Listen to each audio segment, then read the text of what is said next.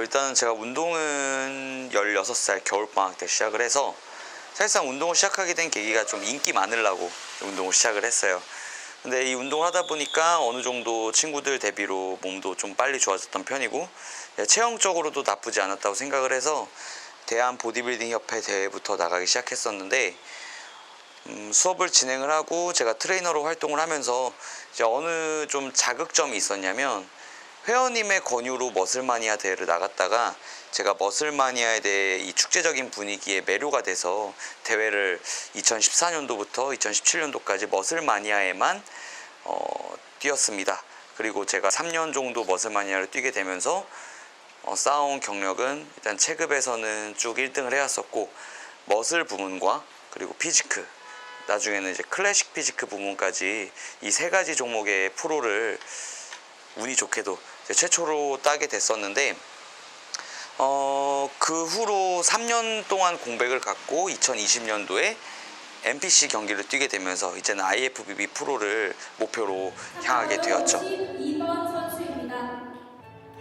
매해 가면 갈수록 2015, 2016, 2017 해가 지나면 지날수록 아무래도 근육량이 조금씩 증가하면서 2017년도에는 사실 마이너스 65kg급 대회를 나가진 않았지만 최상의 컨디션을 맞추기 위해서 65kg 밑으로 떨어뜨리는 게 상당히 힘들었었습니다. 그때 당시에 몸무게를 다 빼면 체중을 다 빼고 다이어트를 다 했었을 때 한 67kg에서 68kg가 나왔었는데 되게 신기했던 게 쭉 안 빠지다가 대회를 나갈 때쯤에 한 2, 3kg 정도가 더 빠지게 돼서 65kg 급이 나오게 되더라고요.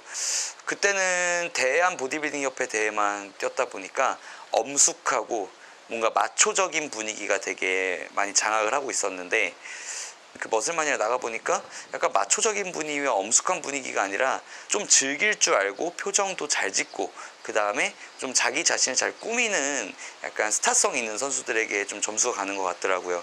그래서 제 생각에는 처음 나갔을 때 제 패배 요인이 아마 그런 부분이 좀 딸려서였지 않을까 싶습니다. 같이 섰던 선수들보다는 다른 종목에서 섰던 선수들이 기억이 가장 많이 남는데요.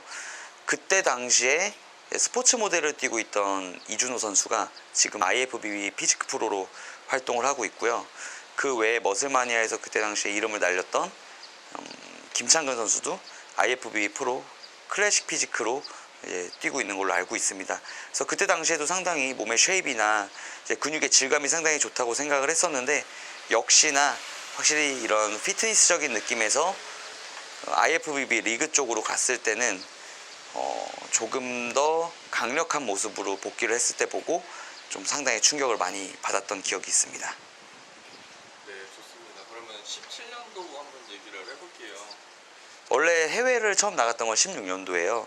16년도에 국내에서 머슬마니아 프로를 받지를 못했었어가지고 그러면 해외에서라도 한번 경량급의 그 모습을 보여주자라고 해서 16년도 마이애미에서 이제 바디빌딩 오버롤을 해서 그때 당시에 머슬 프로를 취득을 했고 17년도에는 당연히 이제 프로 디비전을 뛸 생각으로 이제 17년도를 보냈었습니다.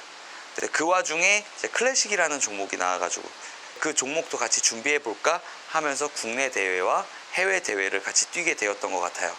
그때 당시에는 클래식 피지크에 대한 부분이 머슬마니아에서는 제대로 적용이 안 돼가지고 팬티가 그 전용 팬티가 아니라 그냥 우리가 흔히 입는 그런 팬티지만 좀 이쁜 팬티로 대회를 나갔던 것 같습니다. 사실 모든 선수들이 몸이 좋긴 좋았는데 그때는 제가 1등 할 줄 알았습니다. 이게 좀 부끄러운 얘기긴 하지만 약간 확신이 있었고 체형적에 대한 이해가 이때 당시에는 아무래도 제가 클래식에서 좀 맞지 않을까. 왜냐면 이 클래식 피지크라는 종목은 이미 IFBB 쪽에서 하고 있었기 때문에 아무래도 그 체형적인 조건이 제가 좀 더 맞지 않았을까 싶었어요. 이제 좀 강렬했던 혹시 기억이 있으신가요? 그때 당시에 아무래도 이 국내 건대에서 머슬마니아를 진행을 하거든요.